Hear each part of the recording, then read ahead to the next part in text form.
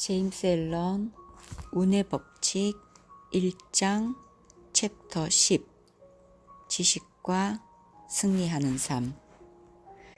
승리하는 삶은 믿음에서 시작해서 지식으로 완성된다. 믿음이 길을 보여주면 지식이라는 도구를 통해 믿음이라는 목적을 향해 나아가는 것이다. 믿음은 고난을 겪게 되어 있지만 지식은 고난을 초월한 상태이다. 믿음이 참고 견딜 때 지식은 사랑하는 단계에 가 있다.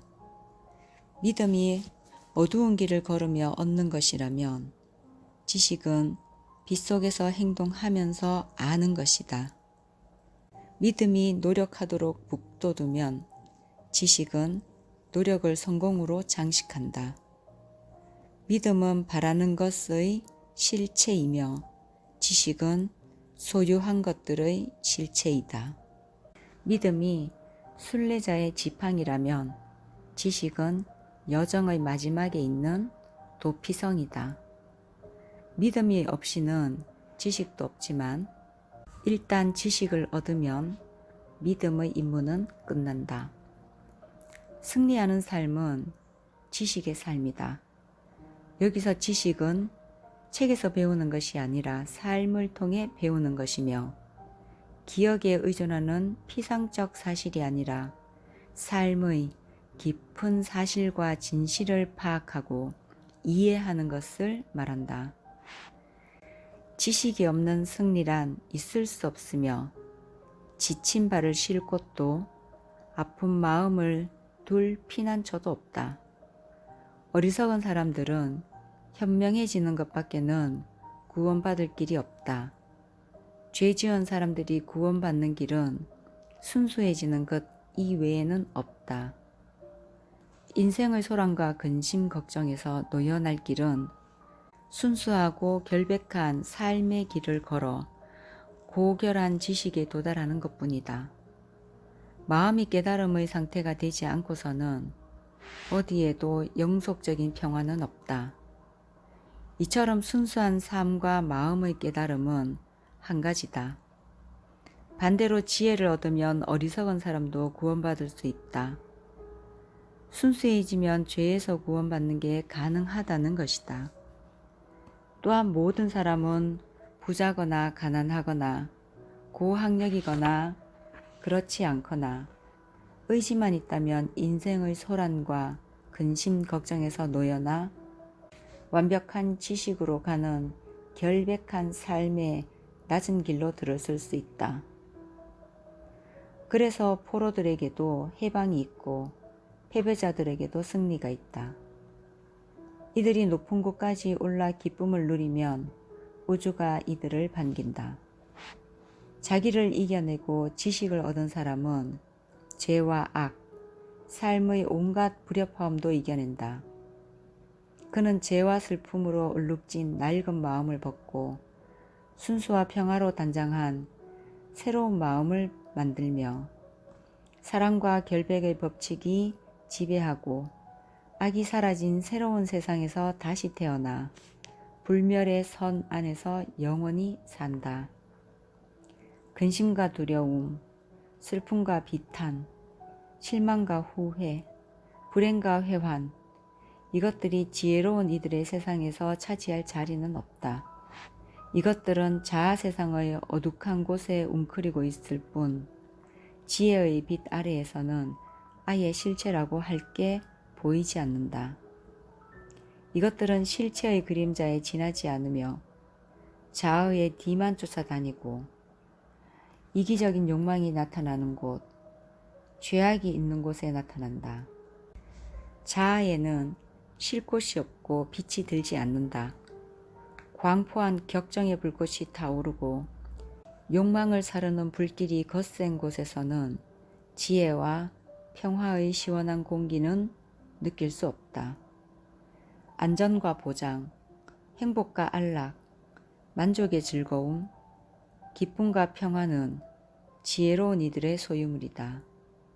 지혜로운 이들은 이것들을 자기를 정복한 대가로 얻으며 의로운 삶의 결과물, 결백한 삶의 보상으로 받았다.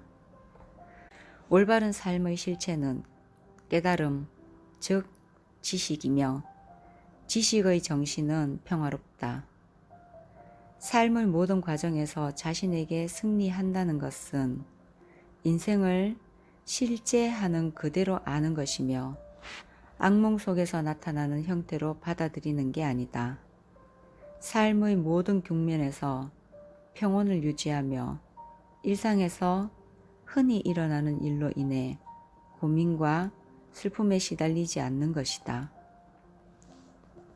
원숙한 학자는 잘못 수행된 연구, 불충분한 가르침으로 오래 고민하지 않으며 과거 스승들에게서 받은 고통스러운 질책과 징계도 영원히 뒤에 남겨둔다. 완성된 미덕을 갖춘 학자, 현명한 남자와 여자, 정의를 깨달아 실천하는 사람도 마찬가지다. 이들은 더 이상 악행이나 미련한 짓을 저지른 일로 괴로워하지 않으며 슬픔과 후회로 자책하지 않는다. 숙련된 학자는 자신의 능력을 의심하거나 두려워하지 않는다. 이미 그는 지성의 무지를 극복하고 물리쳤으며 그간 노력해온 결과로 자신이 학문을 성취했다는 걸 알고 있다. 왜냐하면 그동안 그는 실험과 수업으로 셀 수 없을 만큼 많은 테스트를 거쳤고 마침내 가장 혹독한 학술 실험을 성공적으로 통과함으로써 자신의 기량을 증명했기 때문이다. 이제 그는 능력을 증명해 보여야 하는 엄격한 시험이 닥쳐도 두려워하지 않고 오히려 즐긴다. 유능하고 자신의 차 있기에 시험에 응하는 일이 즐거운 것이다. 정의를 실현하는 일에 숙련된 사람도 마찬가지로 자신의 운명에 관해 의심하고 두려워하거나 그 일로 괴로워하지 않는다. 그는 마음의 무지를 극복하고 내쫓았으며 지혜를 얻기 위해 노력한 만큼 자신이 지혜로워졌다는 걸 안다. 과거 다른 사람들의 잘못된 행동으로 인해 시험에 들게 되었을 때 실패하고 넘어진 곳에서 또다시 비난과 질책의 가혹한 시험에 맞닥뜨려도 이제는 인내와 평온함을 유지할 수 있게 되었기 때문이다. 신성한 지식이 주는 영광과 승리가 여기 있다. 선하든 악하든 그 행동의 본질을 이해하고 나서 깨달음에 따라 선하게 행동하는 실천가는 더는 다른 사람의 악행으로 고통받지 않는다. 남들이 아무리 그를 향해 악의에 찬 행동을 해도 결코 그가 그것으로 인해 아파하거나 슬퍼할 일은 없으며 그의 평온을 뺏을 수도 없다. 선에 몸을 의탁한 이상 악이 그에게 손을 뻗치거나 그를 해칠 수 없다. 그는 악을 선으로 되돌리며 선의 힘으로 악의 나약함을 이겨낸다. 악행에 한 발을 걸친 사람의 눈에는 다른 사람들의 악행이 자신에게 상처를 입히고 심각하게 위해를 끼치기에 충분할 만큼 강력해 보인다. 그래서 그는 쓰라린 고통과 온몸을 휩쓰는 슬픔이 자신의 악행이 아니라 다른 사람들의 잘못된 행동 때문이라고 믿는다. 무지에서 벗어나지 못한 그에게는 정신적 강인함도 없고 의지할 만한 대상도 없으며 변하지 않는 평화도 없다. 자기를 극복한 사람이야말로 진정한 선견자다. 그는 영혼이나 초자연적 현상을 미리 내다보려 애쓰지 않는다. 이런 것들은 범위가 좁고 환상에 그치기 쉽기 때문이다. 그가 내다보는 건 특별한 측면과 진성한 원리 모두에서 바라보는 삶, 그 자체이다. 또한 그는 우주 법칙, 우주적 사랑, 우주적 자유라고 하는 영적 우주를 내다본다. 지식과 성리를 거머쥔 사람은 나쁜 꿈을 떨치고 깨어나 새롭고 영광스러운 우주를 보는 시각을 새로 갖춘 사람이다. 그는 영혼을 내다보는 선견자로서 완전한 사랑과 무한한 평화라는 축복을 받았다. 그는 온갖 더러운 욕망과 편협한 목표, 이기적인 사랑과 증오를 훌쩍 뛰어넘기 때문에 높은 데서 내려다보는 시선으로 사물의 진행이 법칙에 어긋나는지 그렇지 않은지 인식할 수 있게 되었으며 피할 수 없는 일이 닥쳐도 슬퍼하지 않게 되었다. 그가 슬픔을 넘어선 건 차갑고 잔인해져서가 아니라 자신을 돌보지 않고 오롯이 다른 사람의 행복을 바라는 사랑 속에 살아가기 때문이다. 그는 이기심이 없어 슬픔이 없다. 누구에게서 무엇을 받게 되든 누군가 그에게서 무엇을 가져가든 그게 다 좋은 거라는 사실을 알기 때문에 그는 늘 평온하다. 그는 슬픔을 사랑으로 바꾸며 그의 마음은 무한한 온화함과 변함없는 연민으로 가득 차 있다. 그의 힘은 폭력적이거나 야심차거나 세속적이지 않고 순수하고 평화로우며 고결하다. 그에게는 숨겨진 힘이 있는데 이 힘은 다른 사람들과 세상의 이익을 위해 언제 일어서고 언제 굽혀야 하는지를 아는 것이다. 지식과 성리를 거머쥔 사람은 과묵한 스승이다.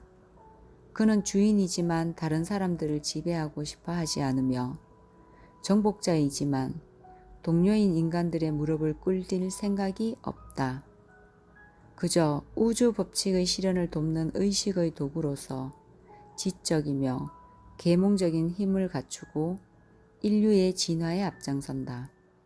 새로운 시대가 시작되고 있다.